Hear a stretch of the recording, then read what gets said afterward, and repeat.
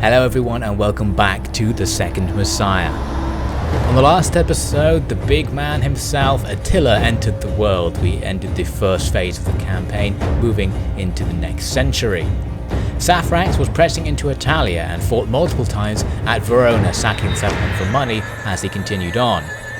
Vithericus, having recently defeated the Sassanids, was ready to move on himself, starting a siege at Antioch. Saphrax moved south for a siege himself, sieging Ravena with the Roman army inside it, the balance bar being even. He had to wait and build siege equipment. Unfortunately for Vithericus, the Sassanids decided to attack him once again, so he was forced to fall back from his siege, and ended up dancing around with them until eventually giving battle on a position that was ideal for fighting the cavalry armies of the enemy, a nice hilled forest. The enemy came with wave after wave of troops, pressing really heavily against the Gothic lines and inflicting massive casualties, but slowly the Goths' superior fighting power managed to win out, although it was only a Pyrrhic victory. It's time to continue.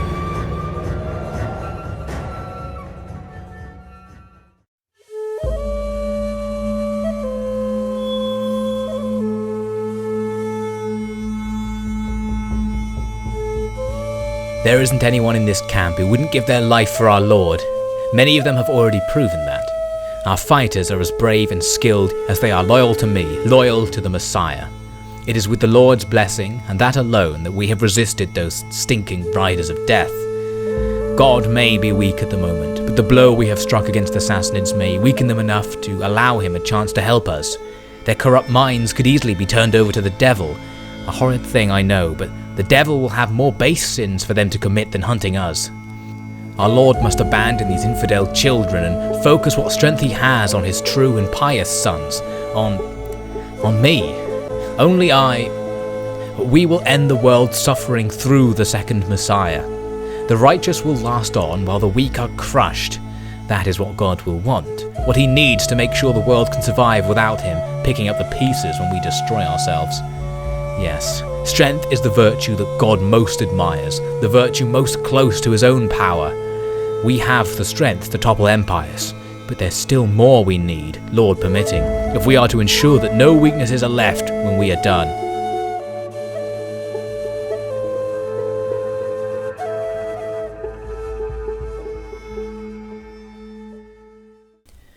So welcome back. Here we are in the aftermath of that Pyrrhic victory. You can see the enemy army was heavily damaged. Ours was heavily damaged, but not so much that we're actually losing units. Just one squad of spearmen totally routed.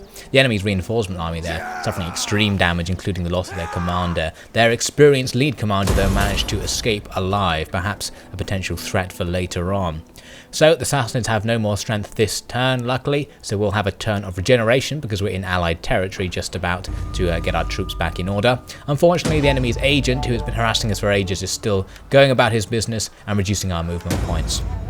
Our own agent, though, is back in action. You can see Amalric, so hopefully he'll be able to combat that enemy agent if he can sight him again. So I now have the ability to attack the surviving Sassanid armies. I can hunt them down, but unfortunately it uses almost all my movement points to do so because I do have the reduced movement points now. And that makes the idea of hunting them down a little bit less useful, just because the enemy army will probably run away when I first attack it and I won't be able to chase it down. So what I'll end up having done is used up so many of my movement points that I can't camp and not defeated the enemy's army. But of course that's not the case. If I can hinder this army, my agent has a very small chance of doing it. So Amalric goes in, but unfortunately once again he manages to critically fail, get himself wounded, and disappears off the map once again. So we've lost our agent as soon as we got him back, and we haven't managed to lock down that army, so I decided there's not much point chasing it. So instead I am going to use my movement points to encamp. I'll just move a little bit closer to Tarsus, encamp. That'll improve my regeneration rate and improve my finances, because as you can see I'm currently losing a fair bit of money, so I need to get that in order. And then hopefully next turn we won't get sabotaged and I'll have the ability to move into Antioch, where the Judeans are currently laying siege. Just checking in with Saphrax, you can see there's a nomadic tribe that has set up camp right next to him. I think it's the Roxolanians. I'm not sure if they're at war with the Romans, but if they are, they might even come and help me in this engagement, which is quite useful. The engagement itself is just him besieging one of the Roman legions, the first legion I believe, inside Ravenna. So hopefully, once I've got my equipment ready, we can go in and try and take them out. The Sassanids are still up to no good, attempting agent actions on the Stewards of the Divine, but their forces fall back, meaning the way is now clear for me to advance, at least in theory. In the Western Roman Empire's turn, they make a very curious move. Their force in Ravenna comes out by boat, looking like they want to attack these Illyrian armies. That was a foolish move, and they make it even worse when the boat actually lands, and then their army just walks off onto this peninsula there. So Ravenna is now seriously unguarded as a result of that move, a bit of a blunder from the AI. For once, that agent actually fails to misdirect my army, so we're going to have our full movement points, but we still have bad news. The Stewards of the Divine have a food shortage. Turns out I miscalculated the construction of my various buildings in the camp, and now they're at -5 food. We don't have a global food shortage though, so we don't have a serious problem. It just, I think, causes some reduction to growth over time, perhaps some reduction to integrity as well. So I'll need to either get rid of something or build more food producing buildings to solve this, and I was going to go for the long game of just trying to sit out this shortage until I can get something, upgrade my farming building, the sheep pens, to the next level so I can get more food. The other option, as we can see here, is to raid. If I raid territory, I'll get food from it, which means I won't have a food shortage, but raiding has its own problems, especially if I'm attacked by the Sassanids while raiding, which I really don't want to do, because it means everyone's going to start without their full amount of energy. I think they start on winded if you get attacked whilst raiding. So worth avoiding.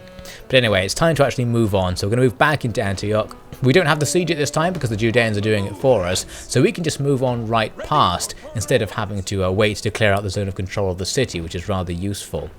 So what I wanted to do was move south and then either raid this province for food or encamp for money. I basically have two problems. One is lack of food, one is lack of money, and my stance will define which one is going to be worse. I ended up deciding to go with actually encamping because I want to get money as part of my long-term plan to deal with the food problem. So encamping is sort of dealing with both. We're just going to really ignore the food problem in the short term and hope we can get the money we need to sort this out going forwards. Dear brother, another day, another trot through the desert heat. Only the patience of Christ himself could tolerate the endless heat of this accursed place. I tell you, if you told me all those years ago we'd be marching through the Holy Lands to find the God's second son, carving through mindless camel fuckers like wheat, all of the word of some near-dead priest, I would have socked you one and had the wife pour me another. But, God blind me, we're halfway to Arabia now. I don't know if I believe all the High King says, but I do know he believes it himself. That's good enough for me. Good spirits for your young'uns. Heard you got a boy this spring. If I fall, I swear I'll geld you in heaven if you don't give a son of yours my name. Not sure what else to say. Try not to die, I guess.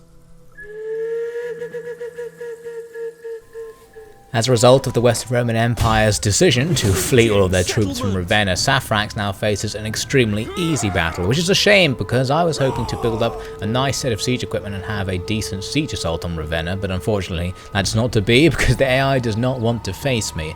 I considered just doing this battle as a siege assault anyway, since it's already built some pieces, but otherwise it's probably a waste of time in the long run. So we'll just quickly auto-resolve because it was going to be a walkover anyway. A decisive victory is won, the important city of Ravenna has fallen, and we're going to make a load of money off this, getting over 3,000 from sacking it, which is absolutely excellent. And actually I realised that I've made so much money from sacking that I now have all the money I need to build that upgrade to the sheep pens for Vithericus. Unfortunately, I don't have enough people in the tribe. It's going to be a few turns before I have enough people to do that. The growth rate probably isn't helped by the fact there isn't enough food, but we're still growing really quickly, so in a couple of turns' time, if I can hold on to that money, we'll be okay. So now Saphrax needs to make his next move.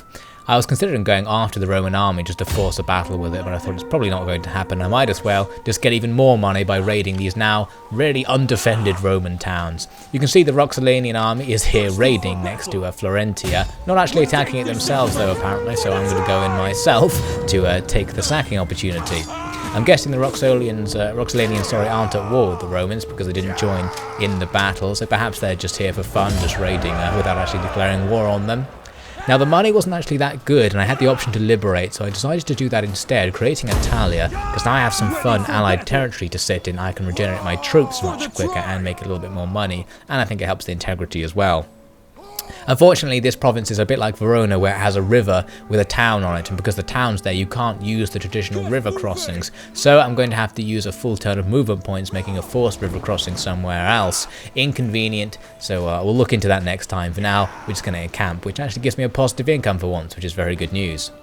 Now the Sassanids aren't happy about my encampment here near Antiochia. They attack with multiple forces. They have a massive advantage against me despite not bringing all that many troops. I guess they have so many of these Saphrax, even though we defeated them before, that the balance bar goes in their favour. I was considering actually fighting this because the Saphrax aren't all they're talked up to be on good terrain, but the terrain was not very suitable to a defensive battle against a heavy cavalry army, certainly not. So I'm going to retreat. Luckily the Sassanids didn't have the movement points to pursue, and in fact most of their forces just seemed to give up and run home again, so I don't know where they did go. I guess they're not that interested in fighting me since I'm just moving through. Next, we finally have some good news about that agent. We've managed to wound him. He critically failed to misdirect us, so finally we should be free for a short time anyway from him. Plus, we've got our own agent back. Amalric is back from his own wounds. In other news, the Visigoths have turned back to paganism. Interesting. I guess they didn't think Christianity was for them. And the Sassanid religion appears to be spreading among their own vassals. Not really that important, but there you go. Now, since we've got Amalric back on our side, I'm going to use him to scout, essentially. I decided that since he's not proven himself to be particularly apt at actually doing agent actions, the other reason for having a scout was just looking ahead, so I think I'll focus on doing that with him. So I move up and we discovered there's a rebel army controlling the next town down the coast in the direction where I want to go, and a desolate settlement nearby. So I'm going to move forwards. I'm guessing Assassins aren't around if there's just a dead settlement and a rebel settlement here, so it could be safe for me to move in this area without worrying about the Assassins coming up behind me. The rebel army itself is potentially decent. They've got about half a stack there, plus whatever the town's garrison is. So if I'm going to have to fight these guys, I want to get a turn or two of regeneration first. So I was going to basically move forwards towards the town and encamp. I'm using a Amalric to try and find out what they have. We know they have a couple of decent looking units, some onagers there, crossbowmen particularly effective against my heavy infantry. So it looks like an okay force. We still have an advantage, but I would like to have a bigger advantage. Amalric is going to head back now to watch out for Sassanids pursuing us across these open regions, while Vithericus advances a bit more, saving enough movement points to encamp. And I also don't want to encamp so close to the town that if they come out to attack me, the garrison will reinforce, so I'm just out of range for that. I'll encamp here, and I get all the regeneration I need. Lots of my units are damaged, as you can see, so a couple of turns of regeneration will get me in good stead, plus it will improve my growth rate, getting me closer to solving the food shortage. Saphrax could have now moved across that river and headed south, but actually because I'm annoyed about having to use so many movement points to do that, I decided instead to move northwest towards Genua. We also encounter a Saxon agent on the way. It seems the Saxons have some interest in this area, I'm not sure what it is. Genua is only very lightly defended, like the vast majority of the Empire's towns, so we'll just quickly wipe out the small number of defenders and take the money from the town for ourselves. I didn't really want to move out any further than Genua, like moving into Gaul or anything like that, because first, at the very least, I want to go all the way up and down Attila itself, getting the large amount of money I'll have there, and of course, Saphrax and his horde are thinking of finding somewhere in Attila to actually settle to restart their kingdom, so we have to at the very least go and check out all the real estate. So I'm going to start moving south, and next turn we'll head back to that river, and then the turn after that, we can get into Italia proper. In the next turn, we learned that more agent annoyances are going on, this time the Romans against Saphrax. Good news though is that Vithericus has a new child, a baby girl who will one day join our family's ranks. So the children of Uim are going to head on. They've got their campaign movement range slashed by the actions of that agent, annoyingly, but it's still enough to reach the river, which is enough for now. So I'm basically going to go over to the river and then just encamp next to it to spend another turn encamping and growing the horde, and then we'll use next turn all of the movement points then to get across onto the other side. So it's a little bit annoying that my Italian allies won't let me use their bridges. They're going to just let me build my own boats, or however I'm crossing this river, but we're going to have to live with that. Back with Vithericus, I'm using Amalric to scout out the way ahead, and we can see there's a large Eastern Roman Empire town that's in ruins ahead. I'm basically wondering whether I should actually take the high road and avoid fighting these rebels altogether, because I could just not fight them and go on the actual road heading south, rather than marching along the coast. That would probably be faster, but of course that's going to put me closer to Sassanid attacks, and generally being in the area where the Sassanids and their vassals are going to be operating, it'll be easier for them to find me. So it's a more risky route, and of course there isn't that much risk involved in just attacking these rebels. The garrison of the town is absolutely tiny, pretty much non-existent, and the army itself is already damaged, we know.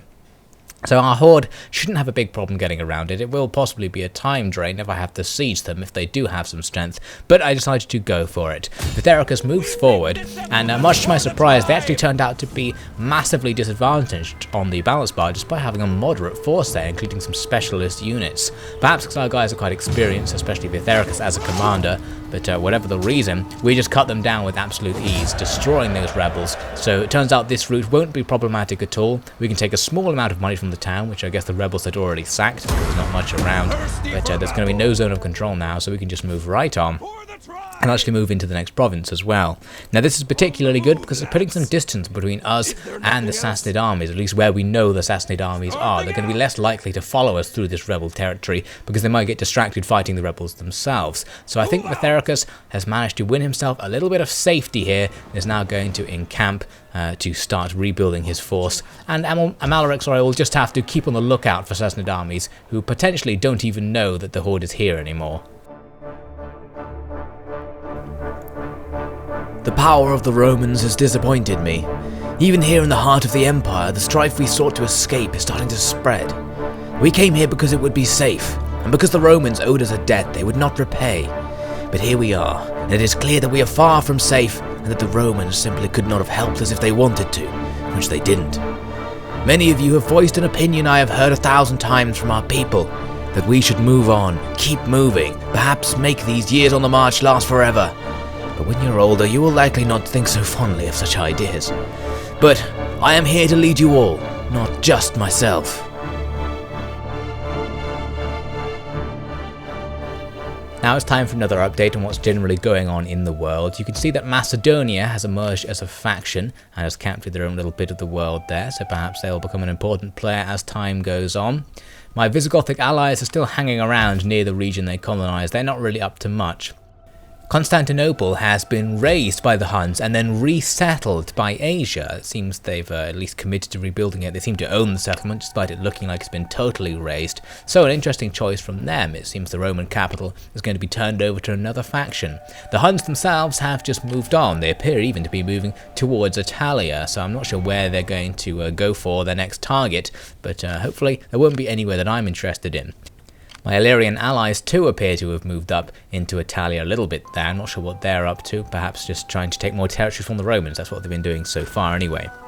Now an interesting turn of events happens. The Eastern Roman Empire come and defeat the Judean army besieging Antioch, which is great because now the Eastern Roman Empire's force is sort of between me and the Sassanids, so they're going to be a very good distraction to make my getaway from them even easier. The Sassanids are starting to build up quite a force here. You can see some of their vassal armies have arrived on the scene, so they now really have overwhelming strength in this area, but luckily the Romans are going to be forced to fight them, so that should be quite useful for me as I just sneak away. Our allies Attila decided to declare war on the Roxolanian horde and are asking me to join.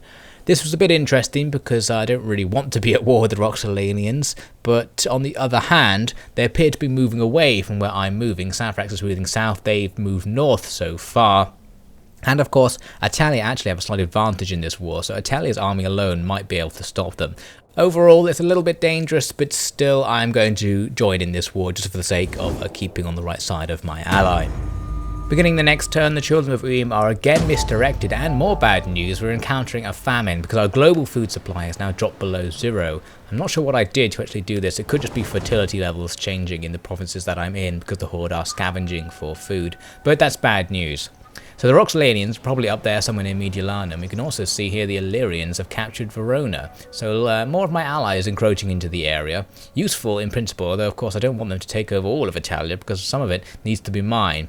For Saphrax though, he is going to spend all of his turn, as I said earlier, just moving across the river. Doesn't move very far at all, but of course next time he can move all the way to Rome, where surely there's going to be a decent amount of money for me to pillage. Back with Vithericus, it's time to continue our advance. We learn though that the Sassanid main force appears to have taken that Eastern Roman Empire settlement led by their new faction leader with a decent looking army there. So it looks like I was right to not take the high road, because if I did that would be now standing right in my way. But because I'm taking this low road along the coast, I can just go through this completely unguarded Eastern Roman Empire settlement. I was tempted to go and actually challenge those Sassanids to battle because I thought we might actually be able to defeat them and even get some money from that settlement, but it's probably not really worth anything. Now, as I moved in to this Roman settlement, you can see the balance bar is trying to lie to me. It's saying the enemy have an absolute advantage with a tiny bit of yellow there on the right. Basically, that was just glitching out. We're fine, so we just walk right through this army. No losses whatsoever. I was a little bit nervous that I actually, for some reason, was going to get screwed over by the game's auto-resolve glitching out, but no, we're fine. Take a little bit of money from the settlement, and now we can continue on. Of course, that big Sassanid stack being there does pose quite the risk. It could just come down and engage me in battle, but because we've easily defeated forces that are similar before, I'm not particularly worried. Saphrax is going to raid his local territory. That gets our food supply back into the green, and then I add to him the hunting skill, which actually puts it up so far that I don't need to raid anymore in order to keep the food supply going well. So overall, this little level up that I got from fighting the Eastern Roman Empire is proving very useful.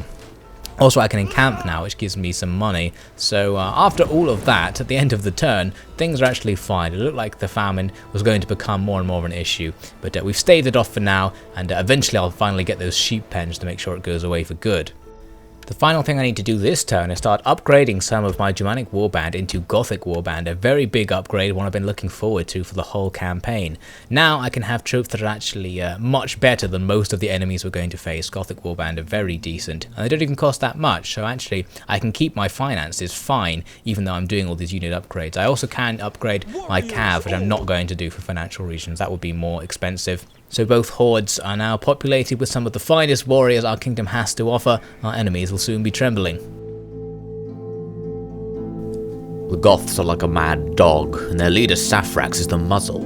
They would have burned our homes to the ground if he didn't offer us this deal, as insulting as it is. One day Saphrax will no longer be around to keep the barbaric desires of those brutes in check. We can't let them take a hold over Attila, and since Rome has lost its sheen, it is up to men of enterprise to make sure our ancient lands and traditions survive this age. We need to rally the forces that Rome has left to rot, but that is only the first stage. We must also make sure the Goths leave or are destroyed, without violating our agreements. You can make those faces, but failure is not an option.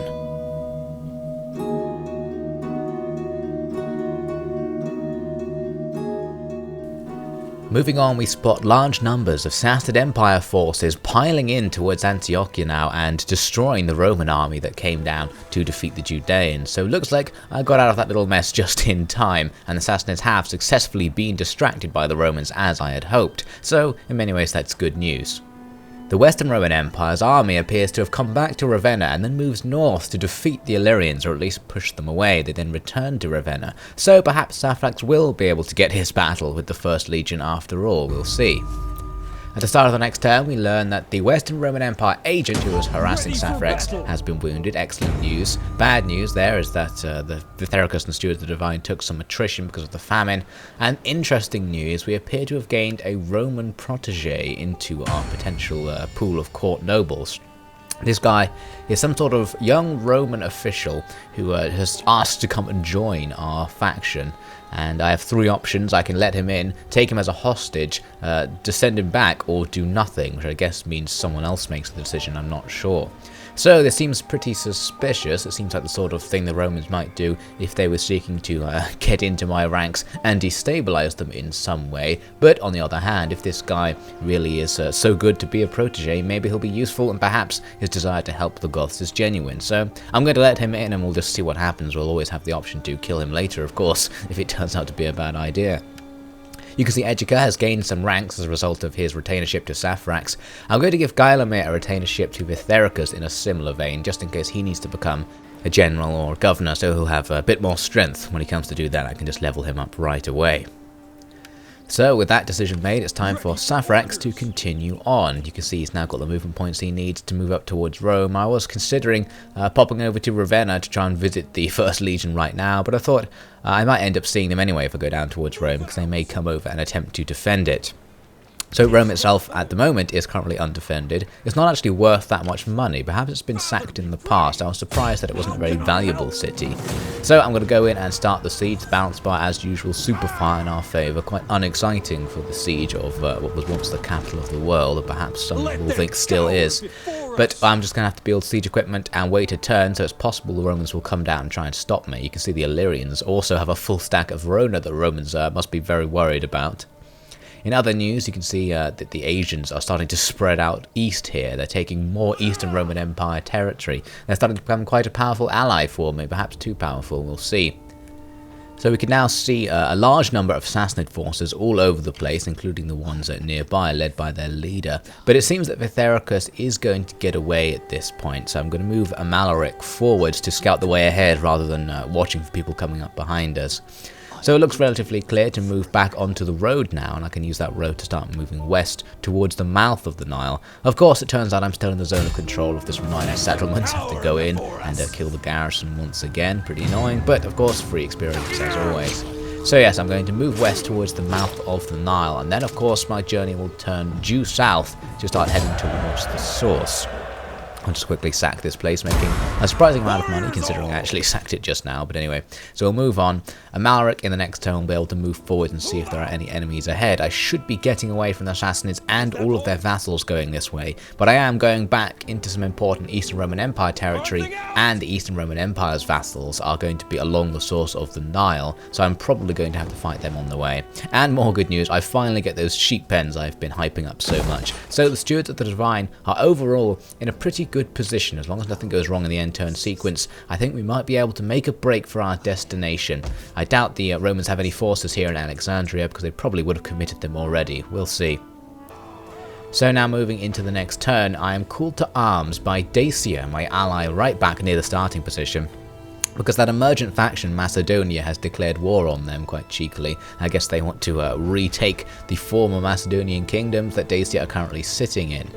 So this is a war that probably won't affect me, more likely to affect Saphrax than Vithericus, but I decided I would join the war as I often do, just to keep my alliance going. So now at the start of the next turn, Geilemir has had himself a new child, very useful, and the protege has successfully been brought into our ranks, meaning we now have a potential new general we can recruit, apparently in Florentia. I guess that just means he's with Saphrax's horde. Geilemir has successfully become the retainer of Vithericus, so that's good news. He didn't turn down the offer. So here's the new guy, Eutheric. He has 10 out of 10 loyalty, as you can see. So this suspicious new guy who could be a defector is super loyal. So that would suggest he's not a defector, but it also is suspicious how loyal he is right off the bat. We'll have to see how that develops in the next episode of The Second Messiah.